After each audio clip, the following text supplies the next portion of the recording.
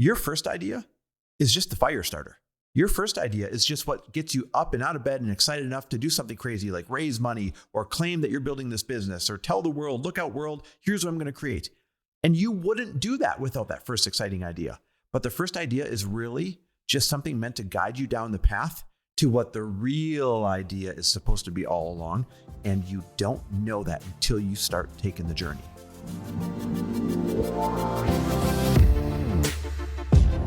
Welcome, everybody, to the Chris Harder Show, where we are making you unapologetic about your pursuit of success, knowing that when good people like you make good money, they can then do great things. My name is Chris Harder, and several times per week, I will bring you epic guests, solo episodes, and every single tool, trick, and skill set you need to grow your business, grow your money mindset, and to grow your wealth to levels that you have never reached before.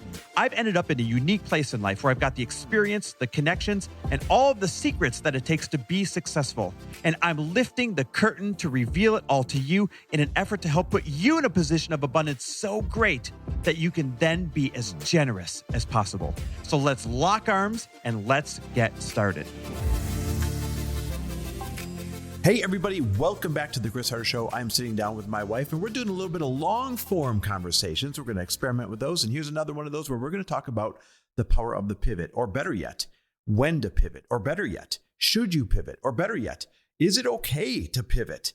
And should you be panicking if you think you have to pivot? Listen, if your business is stuck or if your business has hit some serious headwinds, maybe a pivot is in your future and it doesn't have to be as scary as you think. We're going to break that down for you. We're going to talk about other famous companies that have pivoted. We're going to talk about our own pivots. And by the end of this episode, I think you'll have a lot of good guidance on what your next move is for your company. So listen up, take some notes. Here we go. So babe, today we are diving into some of the most nerve-wracking yet transformative points of a business. And that is pivots. Yeah. That's transitions. And a lot of people listening have either gone through a pivot or they're about to go through a pivot or they're afraid to go through a pivot because maybe they are defining it as something that's not successful. But you and I have gone through our own pivots, and through this journey, we have learned that there is so much power in a pivot. So how would you describe what a pivot even is? It's where you think that your company is going to be one thing. And because of some sort of significant factor, your company has to quickly take a left turn or a right turn or a U-turn and turn into something totally different, or at least a very different evolution of where you thought you were going. And what's funny is people think a pivot is a bad thing. Mm-hmm. But if you look throughout history, almost every great company you know has started as one thing, but pivoted into being something else. Do you want me to give you a couple examples? Yeah. All right. Twitter actually started as a podcast platform, helping people listen to podcasts. And clearly now they're the furthest thing from a podcast platform. Instagram started as a location app where you'd share your location with friends, and you could also like do geolocation for big games. Starbucks, everyone thinks they started with that one little shop in Seattle. No, they started selling coffee beans and coffee roasters wholesale and like retail, and never even had coffee shops on the business plan at all. But each one of those companies, along with our companies, along with many other companies that you enjoy today, they all, because of external factors, thought they were going down one road and ended up going down a totally different road that usually ends up being the better road all along. You know, I've got a tattoo on my arm that says, live as though the universe conspires in your favor. I really believe in that. I really believe that if you're open to taking the journey where the journey is trying to push you, that you're going to end up in a better place than you even thought you were going in the first place. And we're going to offer evidence of that.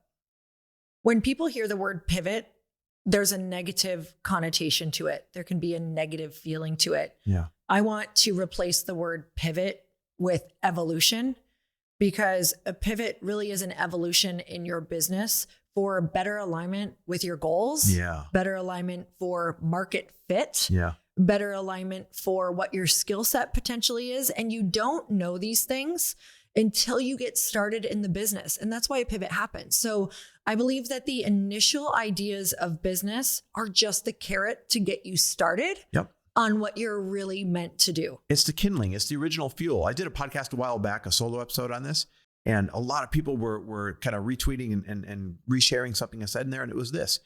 Your first idea is just the fire starter. Your first idea is just what gets you up and out of bed and excited enough to do something crazy like raise money or claim that you're building this business or tell the world, look out world, here's what I'm going to create. And you wouldn't do that without that first exciting idea. But the first idea is really just something meant to guide you down the path to what the real idea is supposed to be all along. And you don't know that until you start taking the journey. So when do we know when it's time to pivot? What are some things that are coming up in your life, in your business? What should we be looking for? Sometimes it's a forced pivot. And believe it or not, those feel the worst, but I think they're the easiest ones to do. Agreed. So let me use my example. Frello was starting as a peer-to-peer lending app. Some new regulatory headwinds popped up in early summer that rendered the direction we were going useless. And we had to pivot into what is now a peer-to-peer giving app like GoFundMe, but also gives reward points to all of the givers. So the more you give, the more you get, and you can redeem those points for things such as travel and local dining and gift certificates and all that really cool stuff. So we're incentivizing generosity. And by making that pivot, Lori, we got rid of, I don't know if people know this, but lending is like the craziest, most regulated industry you can be in, right? Or one of the top ones. We got rid of all of that regulation. We got rid of over 60% of our overhead. We got rid of all these crazy things, proving that this is the direction we should have gone in the first place. We are disrupting the GoFundMe space that no one has disrupted in 13 years. And everybody, when I explain the pivot, they're out of their minds excited. So that's an example of a forced pivot. Regulatory things popped up and said, sorry, you can't go this way anymore. Go find a new direction. And I know I sound excited about it right now. It was hell. It was horrible. And we'll get into that later in the show. But I want to talk about the types of pivots because you said, how do you know when to? So that's the first one. Sometimes you're just forced to. I think the tougher pivot is the one where you're not forced, but it's like you're slowly bleeding out. Something's not working. Something's not working. A lot of things aren't working. No matter what you're trying, you can't get traction. No matter what you're doing, you just can't get to market or you can't get sales to take off. And it's this slow bleed where you have to quickly zoom out, right? Get 30,000 feet looking in on your business and say, if I continue down this journey, is it sustainable? If I continue down this journey, what does it look like when I play the movie to the end? And if I continue down this journey, am I even going to be able to make it? Am I even going to be able to sustain this? And if the answer, when you take that 30,000, foot view of this, if the answer is, I don't think I can sustain this, then you're obligated to do a implemented pivot where you say, okay, this is not working. I need to find something that will work. No matter what I've told the world, no matter what I've told my friends, no matter what I've told myself, if there's no end to this struggle, let's go find an easier way. And this is long after, a large pivot is long after you've looked at, does my message need to pivot? Do I just need to tweak, the sales copy a little bit? Do I need to get a different team in place?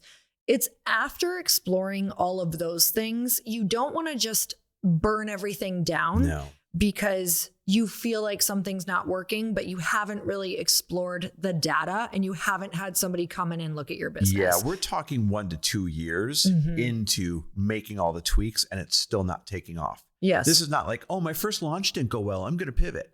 No, this is like really trying, tweaking, trying again, tweaking again, trying again, tweaking again, still not working. 1 to 2 years in, it's time for a pivot. What are your thoughts about if someone's just not passionate about it anymore and they can't seem to reignite it? I would encourage them to take a look at what part they're not passionate about. Interesting. Because here's the thing. We're always excited about the original idea, right? Who isn't excited about starting a revolutionary, cool new business? But the real thing that grows a business, the real thing that makes a business successful is the tough stuff, is the monotonous stuff, is the boring stuff done over and over and over again. And a lot of people think, oh, I've lost my passion for my business, I should pivot. No, you've lost the initial excitement, like, the first several weeks when you're dating in a relationship. But what makes a great relationship is mastering the quality, mundane things over and over again and choosing to love them. Something for me with that, and I loved that answer, something for me that has come up because I have this beautiful company that I'm so excited about, but I can get really not excited when I get stuck in things I'm not good at. And while being the founder and being in the first year, I'm fully aware that I'm going to have to be in a lot of those things, but my sights are set on how I can get back into my zone of genius and skill set so that I can get back into the excitement in the next year or two. And so that's another huge thing where some people might be like, oh my God, I started this, but I hate it.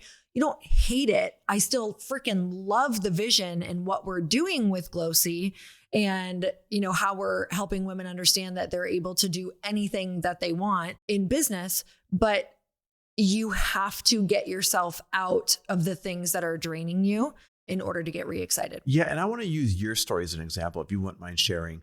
We talked about a forced pivot, which is what I had because of regulatory issues. You had an elective pivot. You had to choose to pivot from something that was going to be a lot more painful into something that was a lot more doable. So why don't you kind of explain, how did you know when you had to pivot? Well, it wasn't totally elective. Towards the end, it became a lot more of a forced choice because of legal things. And it would have been just spending so much money and raising way more money. And it wasn't looking very promising to have success even after all of that at all. So I actually wish it would have been elective sooner, which is why I love that we're having this conversation. And I say that I wish it would have been elective sooner because my skill set and the audience that I had and the way that I knew how to market and the things that are the most powerful for me to be able to do as a first year founder to really get the company off the ground would have not been able to be used in what started as Lite Pink, which was a light wine rosé spritzer. And it was also a non-alcoholic rosé spritz. And I wasn't able to do the type of marketing that I'm so good at, which is, you know, online marketing, word of mouth, getting women together. Like, I wasn't able to go the route that I had hoped to use this like amazing skill set that I have. And we would have started from behind. Yeah. Can I just point something out though? You said it wasn't elective. It still is a form of an elective pivot. Here's why I want people to understand the difference. With mine, the government said, you can't do that. Yeah. That's forced. No matter how much more money I raised. In your case, it would have been really hard, but you still could have gone out and raised tons more money, right? The experts had raised $10 million more, get the legal experts, do all this stuff. It just was a better idea to not do that. So that's what I mean by elective. I could have bought out the investors who weren't willing to sign to get their fingerprints. Yes. So there was a way, but it would have bled money and it would have been a terrible idea. And that's why I want people to understand that it's still elective, even though it feels like a pretty big hurdle or almost impassable wall sometimes. Does that make sense? Yes. So those are the three reasons. We've got the forced, elective, and passion pivot. The next thing that I want to get into is normalizing the feelings around a pivot. Yes. So you know that I've gone through a massive pivot. I know that you just went through a massive pivot, and you just told this beautiful story about, you know, the new direction of your app, and you made it sound very exciting and you're so happy about it. But let's actually go back to the moment when you're realizing this is not possible anymore. I want to know how you feel. Where's your confidence at? Like, what's going on every single day of your life? How are you compartmentalizing it? 5 months of hell, the worst 5 months of my life. I would define it as fear, because you asked about feelings. Fear of what will the investors say? Will I even find another direction? Will I have just burnt all of this money and all of this time and have nowhere to go? Is this the end? Right? So fear for sure. Shame, like I should have seen this coming. I should have been able to predict this. I shoulda, right? So you could just kind of should yourself to death. And then that brings on shame. Frustration is a feeling. Anger is a feeling. And all of these things manifest in different ways. In my case, it zapped me of energy. And then I stopped sleeping. I'm like a championship sleeper. You guys, he was waking up in the morning. We'd be on our walks. And you guys know we walk every morning. We do the Power 9.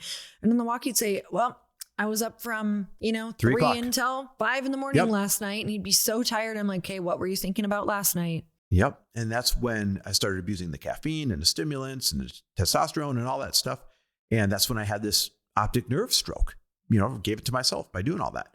Because of the stress of the thought of a pivot. Because of the stress that kept me up, that caused me to make all those bad choices. So when I say the worst 5 months of my life, a pivot can really make you feel like hell, like you don't have options.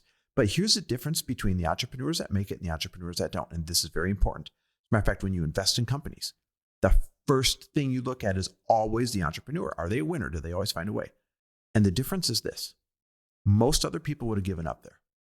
Most other people would have, rightfully so, closed up shop. Matt and I are built different. Matt's my business partner. Matt and I said, there's always a way. Let's see what we can come up with. And we hired the best attorneys in the world. And we hired the best mentors in the fintech space, men that have built and sold these companies for billions of dollars and are super connected. We hired the best consultants.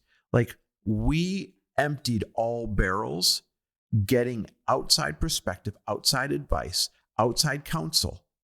And that didn't make it feel better, but it made it turn out better. Does that make sense? Mm-hmm. Because still for 5 months, it was endless calls with regulators, calls with government, calls with attorneys, calls with mentors. And every time we're like, we got an idea, $80,000 a legal later. No, you don't. We got a new idea, $100,000 a legal later. No, you don't.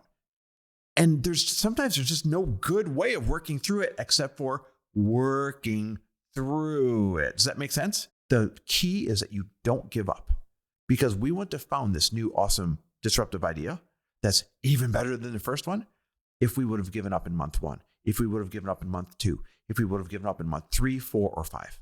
That's why I believe pivot should be evolution, because you're in your head at night saying, oh my God, I have to tell the investors about pivot. Am I going to find one? Am I going to find a new opportunity? Instead, if we would go at it with, okay, what's better than this? No.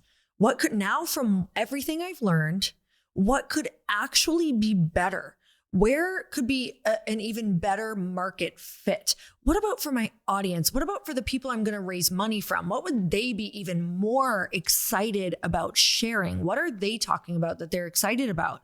And pivots can feel really isolating. And that's why I love that you shared everybody that you talk to around how you're going to pivot. So that's my next question is, who do you surround yourself with in the beginning phases of this? And how does that first news kind of look when you're breaking it to people? Like, do you break it to all your investors right away? Do you break it to your audience?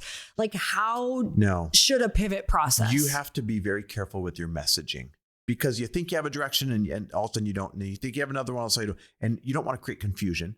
And you don't want to be the boy that cried wolf, right? So number one, you got to slow down your messaging and speed up your experiments. That's the first thing you got to do. Second thing you got to do, you've got to take care of yourself. I didn't do that. You got to start meditating, visualizing, get support from the best people that you have around you. That's number 2. Number 3 is, I guess, kind of part of number 2, seek expert counsel. Just because you can't see the forest through the trees doesn't mean somebody else can't. They can look at what you've already built and say, hey, you're really close to this other idea over here. Or they can take a look at what your original passion was and say, hey, you could still help those people by doing this over here. And so go find other people that are going to have outside professional perspective that have already danced this dance before. You remember when you and I took dance lessons for 3 years at Arthur Murray? The instructors told us they're always just like 2 years ahead of us. They're always just, we thought they were like total experts for lifetime. One day we found out they were only 2 years ahead of us, and we're like, what? Yep. They're like, hey, we're just 1 to 2 years ahead of you. But it was just enough to show us where we should go and in what order we should go there in. Mm-hmm. The same thing happens when you got to make your pivot. Go find those people that are a couple of years ahead of you so they can tell you what dance steps to take. Yeah, the big mentors are important too, but the people who are in it at the same time as you, they're also trying all of the things right now, where sometimes people will ask me about something I did way in my past. Like, well, I wrote a book in 2017. I don't exactly know the exact ways to launch a book right now, this very moment, this month, and what's working. So it's really powerful to have those people who are way ahead for the big ideas, and then the people who are just a little bit ahead, who are in the trenches with you. Love that. So now what about your messaging for your investors or your audience? What does that look like?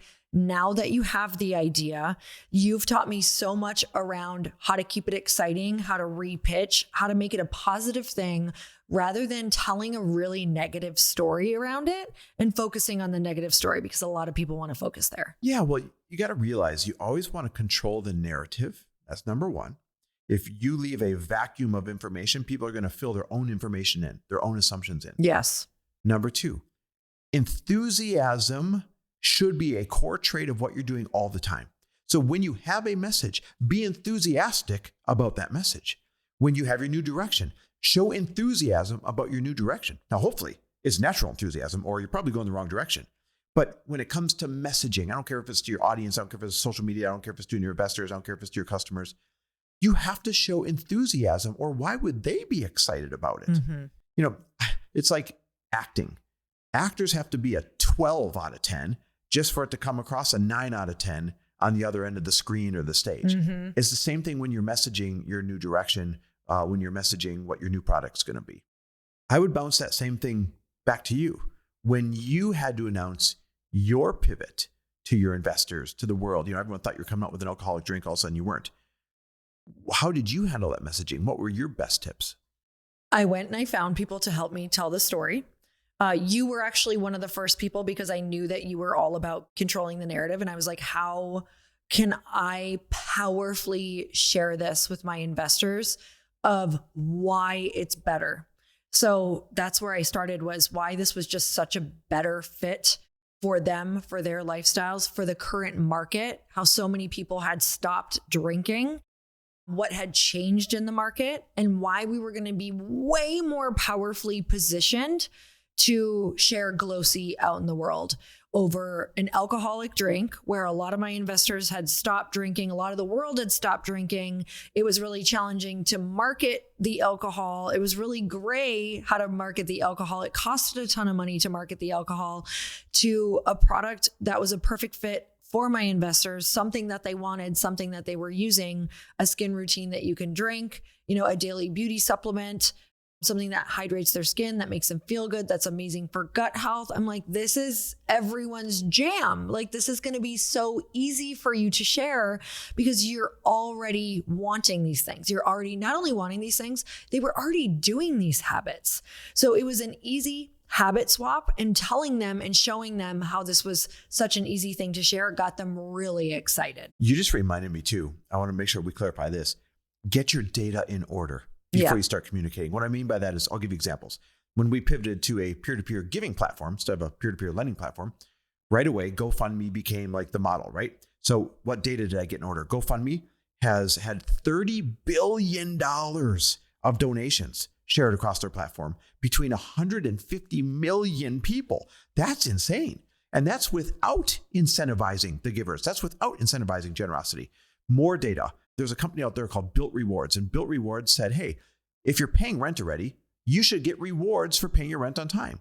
And they said, pay us instead of your landlord, and we'll pay your landlord. And in return, we're going to give you points that you can redeem for different things like local dining or more rent credits, et cetera, if you pay it through us. That company started in 2021, first time anyone ever did that. And 3 years later, their valuation is $3.25 billion.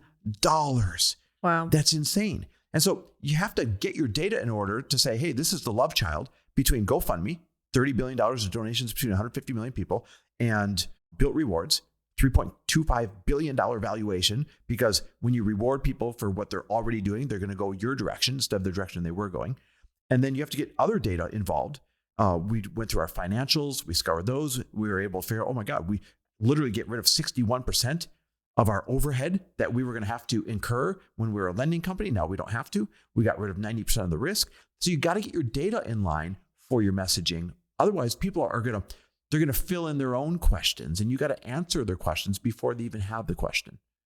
So it's really about the storytelling. Yep. Remembering to connect them to the why behind the company, even why it even started.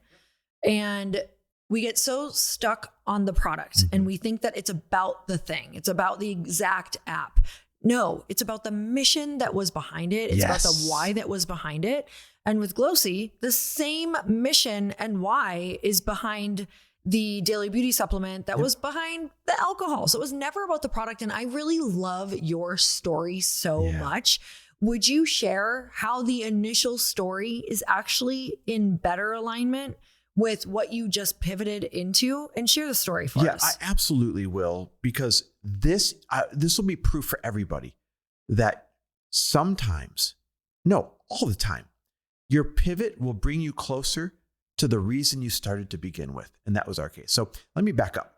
In late 2020, I've got a podcast, a platform where generosity is kind of the core focus in people's success stories. And that causes a lot of listeners and a lot of people on social media to DM me saying, here's my hardship. Could I have $500? Here's my hardship. Could I have $1,000? And I mean, I get a lot of these. And so you and I just kind of made a personal policy that we're not going to give into DMs because we don't know what's real. But despite having that personal policy, I just got a feeling one day when I was scrolling Instagram, open this message and answer it. So I did. And it was a landscaper. And he said, hey, Chris, I listen to your show. I'm grateful for everything that you put out there. I'm really embarrassed to be sending this, but I'm 2 payments behind on my landscape truck. And if I don't find $680 like yesterday, then not only am I going to lose my business when they repo this truck, but I've got 2 great guys that work for me that are going to lose their jobs as well. So is there any way that you would lend me $680? And I said to him, just following this feeling, I said, hey, stranger, I won't lend you the money. I'll give you the money. All I ask is that you work really hard to put yourself in position to do this for somebody else one day. I believe in you. And that's it. And I thought I would never hear from this guy again. So I PayPal this stranger $680. Think I'll never hear from him again. But 2 months later, he slides back into my DMs. He says, hey, I just want to let you know what you did for me that day. I took the money. I got current on my truck. And those guys kept their jobs. That's great. But something else happened. When you said all you wanted in return was for me to work hard and put myself in position to do this for somebody else one day, said that lit a fire in me like I have never felt before, to the point where I have gotten so many new landscape accounts that I'm buying a second truck and hiring 2 more guys. And Lori, I was like, seriously? $680, not to belittle the amount, but $680 was the small difference between a company going out of business and cutting jobs from the economy, or catching fire and adding jobs to the economy. $680. So I became obsessed, as you know, with how do I solve that at scale? And for some reason, I was stuck on lending. I thought, how are we going to get people to want to give, et cetera? I know we'll make it profitable. So we'll do short-term loans and blah, blah, blah, blah, blah. And I had thought that we had cracked the code in peer-to-peer lending for small personal emergency loans. Totally. And we had, until regulation changed this summer by the CFPB. And so when that hit and when I had to make this pivot, I already told you 5 months of hell, a million ideas that didn't work. But when it hit us that this could be a peer-to-peer giving platform for small emergency and disaster amounts, and that we could incentivize the givers through this built rewards similar type of system, that became the new disruptive GoFundMe that is faster, more instant, more relevant to people's immediate needs, that should have been built all along. And it's closer to the origin story. That's the punchline. Where I gave the guy $680. I said, hey, just keep it. Just work hard to put yourself in a better position to do this for somebody else one day. By making it a donation platform, it is now exactly what the story should have been all along. I know you're still in it, but what are some of the lessons you're already extracting of, can you kind of feel or see why this is, happening for you? Why this pain? Why this pivot? Why the 5 months of struggle? Like, do you feel like that's for a reason? I don't know the answer to that yet, but I can tell you a couple lessons I've extracted from it. Okay. Number one, surround yourself with good creative people. This pivot came when I was on my guys' golf trip, the same few guys I go with every year. And one of the guys, Kyle, said, we're talking about the disasters that happened in North Carolina. And he said, man, it's too bad you can't just turn on the app that you already built and let people just send donations to people in North Carolina. And I was like, oh my God, we could. And then that led to, but how would we incentivize people to do it? And here's lesson number 2. Always be reading about your industry. Always be learning. I had just read articles on Built Rewards' latest fundraise where they raised $150 million at a $3.25 billion valuation a couple months ago. And that was right after raising another $200 million before that at a $3.1 billion valuation. And back-to-back raises at a valuation like that are almost unheard of. They are on fire in their 3rd year. And the only reason I knew that is because I'm always studying companies in my industry. Who's working? What's popping off right now? And so when you combine outside perspective of good people that you surround yourself with and self-study of your industry, you must be an expert of your industry. You can't just skate by. Those two things come together and deliver your answer. And I believe that anyone else that's going through a pivot, same thing. Get some ideas from some really good, smart people and be a master of your industry and know what's trending in your industry. Combine those two, you're going to find your new direction. I feel like some of the lessons that I extracted, or if I can go back and look at why it happened, is because in the beginning, there's a lot less at risk to really learn what questions you should be asking when you make big decisions in your company later on. And even though the numbers that Chris and I are talking about may seem really big to some people, losing $1 million or having $3 million sunk into something that you have to switch, those are small lessons compared to what could come down the road if you continue. And I will say that the value of the money that was in those lessons, you learn. Yes, you do. Like, if there's one thing you and I have learned is we have learned about the importance of surrounding yourself with people. We've learned about how to raise money even when you think there's no money left. We've learned that there's a lot of, risk, but also a lot of reward in these things. We've learned how to deal with insane pressure. And I believe that those are all prepping you if you believe that you want a big business like you and I believe we want. And I know, when we sit and when we're on walks or have these conversations, we know we're meant for really big things. And I don't believe that you can get those things or get prepped for them without these lessons. I've learned we're stronger than we think. Oh, God. And when I say we, I mean you and me, but we, the listeners too. And I've learned there's always a way, even when you can't see always. it. And that really is the definition of faith. People think faith is like when you can see something you believe in. No, faith is when you literally can't see an outcome. You can't see something that you have faith in, but you still have faith that it's there. And I've learned, sure enough, it's always there. And I've learned that we're resilient, even like post-stroke. Resilient in terms of, yeah, you can heal, but yeah, you can make the changes that you got to make, right? You can quit these things cold turkey, you can do all this stuff. And I've learned that nothing is ever as bad as you think it is. We all, as humans, tend to make a mountain out of a molehill. Mm-hmm. We tend to exaggerate the extremeness of situations. And that's both good and bad, meaning we think things are better than they are when they're good, and we think things are worse than they are when they're bad. Mm-hmm. And the truth is, the answer lies somewhere in the middle of that. When I can now look back, because this won't be the last hurdle, and this won't be your last hurdle in building Glōci into the size business that you're building. We're going to be able to borrow from these lessons and these new, I call it armor, that we can put back on and go to battle. And we didn't have this armor before going through this. So it's almost like your business is training you.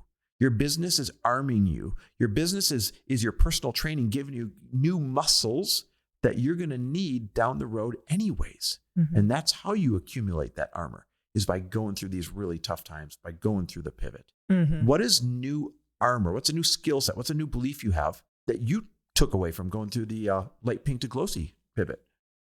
Exactly what you just said. I know that in order to have the business that I want, I was going to need thicker skin. Mhm. I was going to need a backbone. I was going to need to know how to think really clearly and logically when things felt like they were on fire. Yeah.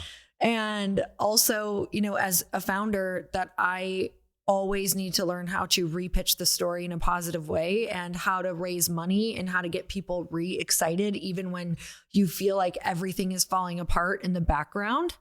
And that's what that taught me, is that even though things might feel like they're falling apart, how can you get re-excited about something? And really, it taught me how to compartmentalize. Yeah. Because even though these horrible things feel like they're happening, you still have stuff to do that day. Right. You have a team meeting to run. You have things to research. You have things to figure out. You have emails to answer. You still gotta be a leader. You still have to be a leader. And so it taught me how to be a leader in the chaos and how to put things in perspective. Yeah. Because like you said, nothing is ever as big as you think, especially when you go and talk to people who have been in your shoes before.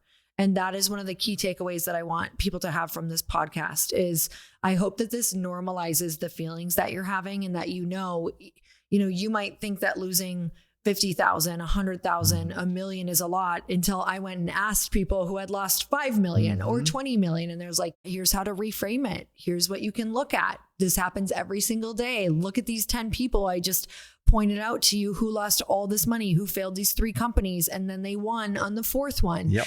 And you need people around you to normalize the horrible experience you're going through. If you don't have that, you're never going to make it. And you need people around you, not just normalize it, but to help tell you it's going to be okay and to tell you what to say. I remember I sat down with Bill Glazer.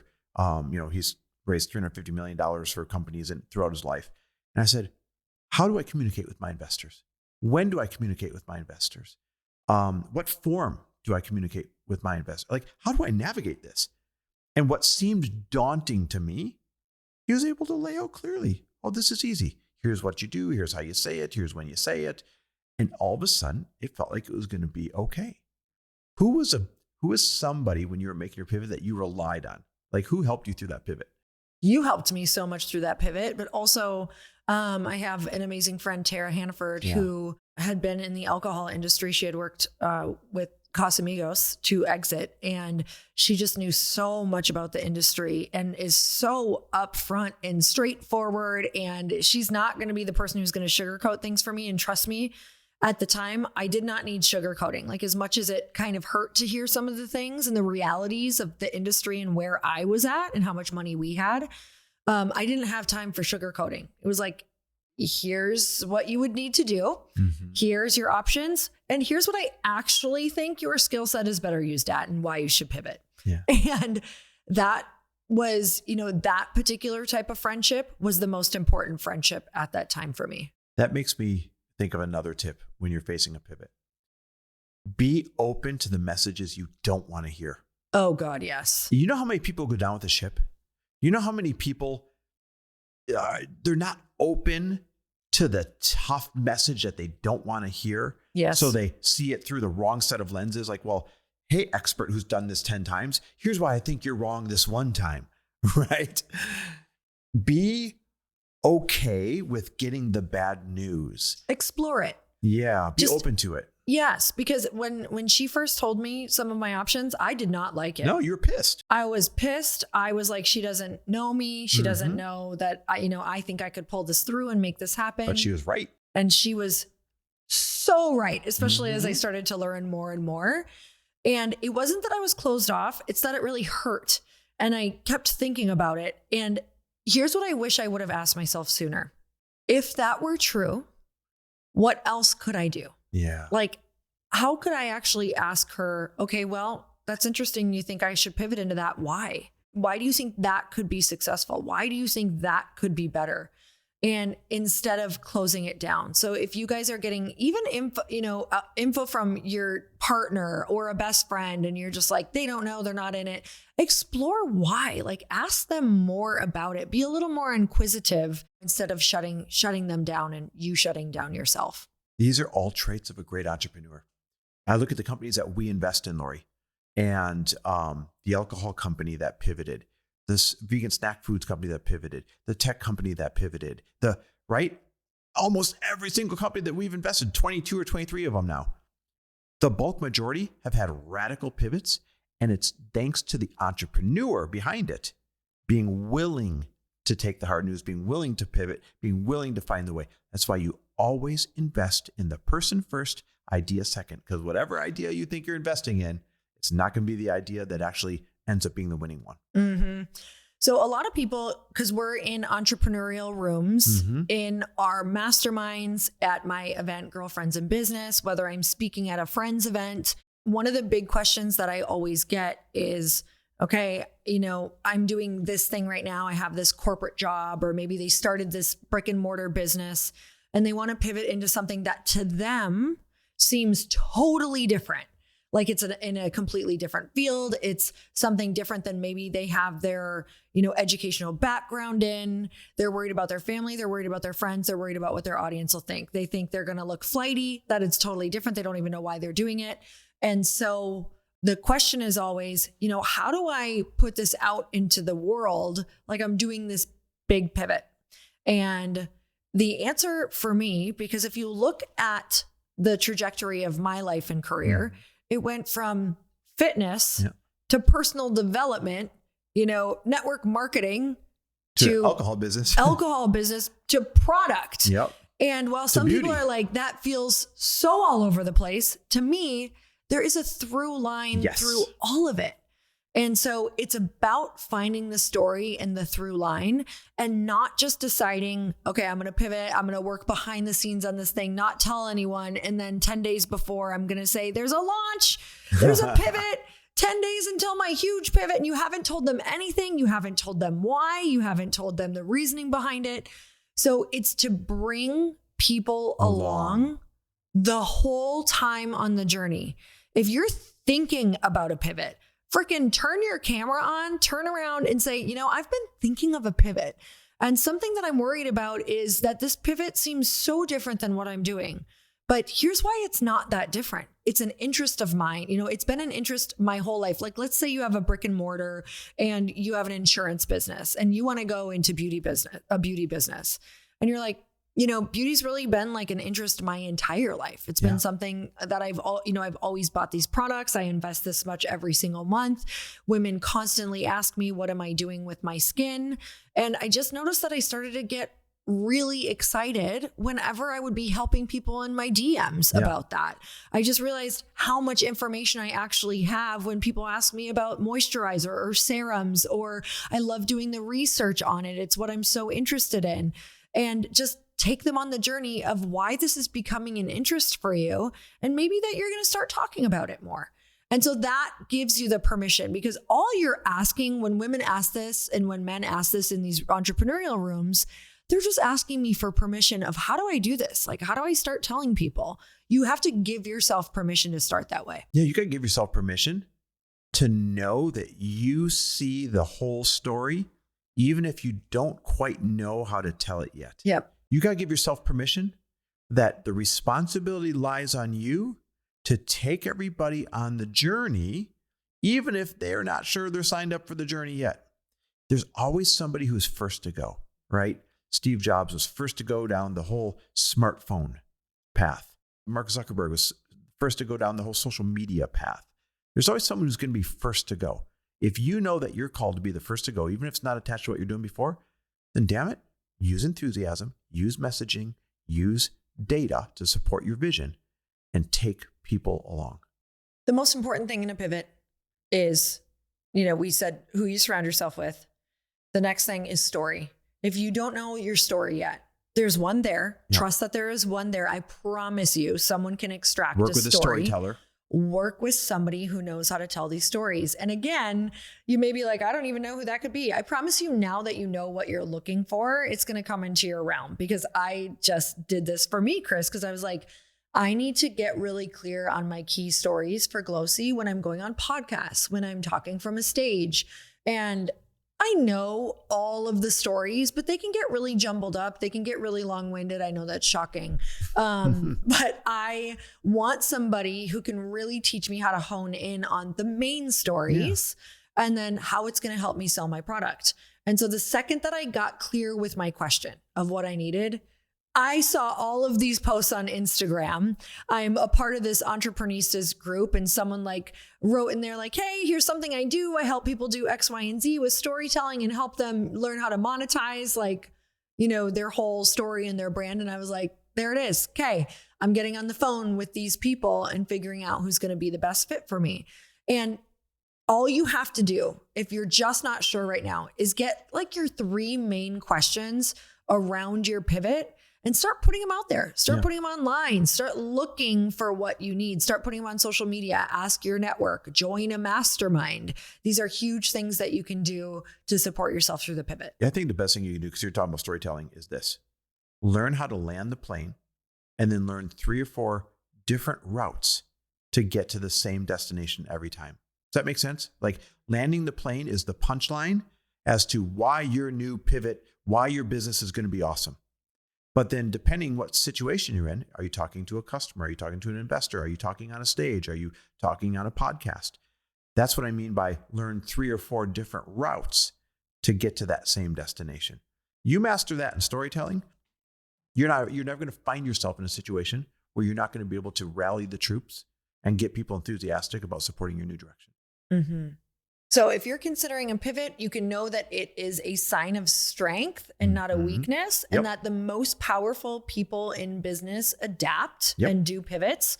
And the biggest thing about a pivot is that it also opens up massive opportunities. Sure does. And I know that you have an opportunity with your pivot right now. Yeah. So here's what happened. We were originally going to raise $5 million. And then because we're pretty good at entrepreneurship, we figured out how to, what we thought, launch our peer-to-peer lending app on only $3 million. So we only raised 3 of the 5 million. Now that we're pivoting and we've got some tech to rebuild and we got to rebuild the marketing coffers and backfill a whole bunch of legal expenses, we've decided we're going to reopen that last $2 million that we weren't going to allow people to participate in. On top of that, we only took strategic investors first. You know, I already have permission to share Dean Graciosi, Brendan Bouchard, Brett and Shalene Johnson, Pete Vargas, Jen Gottlieb, like incredible strategic investors where they had a very big audience to share Frello when we went to launch. That's what made them a strategic investor. But now for this last $2 million, we're going to let anybody in who just has a passion for helping people out of a jam. If you want to get in on the ground floor as an investor, right? That means you own a little tiny part of the company of something that could be that next multi-billion-dollar disruptor, the next GoFundMe, the next Built Rewards, the next whatever. This is your chance to do that when most of the time, people don't invite you into this type of circle. Most of the time, people don't invite you into this type of opportunity. So if you want to invest in this last piece of the seed round, the ground floor in Frello, this is your last chance. And you can do so by going to frelloapp.com/invest. Fill out the query. You and I'll chat. But now there's a caveat here. You have to be an accredited investor. That means you've earned $200,000 as an individual for the last 2 years, or it means you've earned $300,000 as a married couple for the last 2 years, or it means that you have $1 million liquid, not counting the equity in your home. Either one of those 2 things makes you an accredited investor. That's not my rules. That's the SEC's rules. Sorry if that excludes anybody that's excited to be a part of this. I can't change what the SEC says. But if that's you, if you're an accredited investor, this is your chance to be a part of a round that really incredible people are a part of, the ground floor. So go to Frello app. That's Frello app. Frelloapp.com/invest. Fill out the investor form, and you and I'll have a chat to see if it's a great fit. Well, this was so exciting, so awesome. I'm so glad that we're helping people just make a pivot be something that is actually a huge opportunity for growth, a huge opportunity for an even better direction and a better idea. And I don't believe that we went through the pivots that we went through just because. I really do believe it's because we are here to help people through those really tough transitions, because without our friends and our mentors, I don't know where I'd be. I think I would have lost my confidence along the way. I think I would have kind of shut down and maybe hidden away for a very, very long time. And it's just not necessary, because your most powerful years and idea and next version of you is literally on the other side of this extreme challenge that you're going through. Yeah. And I want to add one more thing. I want to thank you for going first in your pivot. I'm not kidding, because I was able to borrow from your example that it can turn out great. Borrow from your example that everything's going to be fine. Borrow from your example that you end up even closer to why you started this than the first original idea. And I can't express to you how important that was to be able to borrow that faith from your example when I was going through the thick of it, right? And so that's why we share this episode, so other people can now borrow from our example when they face the same thing. I mean, you may have cried a little less than me, but maybe not. I'm not sure. So, all right. Well, I'm glad that I could go first. And you guys, if you are, feeling like you have a friend that could really use this and is in a pivot or in a private pivot, send them this episode. Let them know that this can really help them. And we're so grateful for you guys. And we will see you next week. Thanks for listening. Thanks for listening. And if you loved this episode and know of someone else who is as successful as they are generous, please pass them on to me. It would mean the world to me if you help me get this cause and this message out to as many listeners as I can. So please, if you liked what you heard, it goes a long way if you take 30 seconds and leave me a 5-star review and share this with your friends. I'll be forever grateful. And until the next episode, cheers to your success.